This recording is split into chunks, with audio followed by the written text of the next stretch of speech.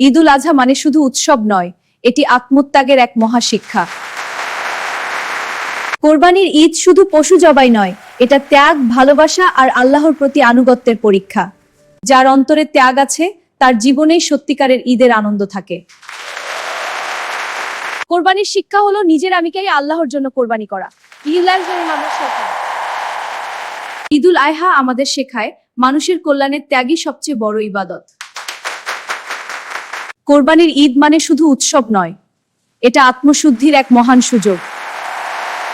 কোরবানি আমাদের শেখায় আল্লাহর পথে নিজের প্রিয় জিনিস ত্যাগ করাই সত্যিকারের ঈমান। কোরবানির শিক্ষা হোক জীবনের আলো, ত্যাগ আর ভালোবাসায় ভরে উঠুক। কোরবানি শুধু পশু নয়, নিজের খারাপ দিকগুলোকেও ত্যাগ করা। ঈদ মানে ভাগাভাগি করে সুখ বিলানো। এরকম ভিডিও পেতে কুরআনের আলো ইউটিউব চ্যানেলটি সাবস্ক্রাইব রাখুন।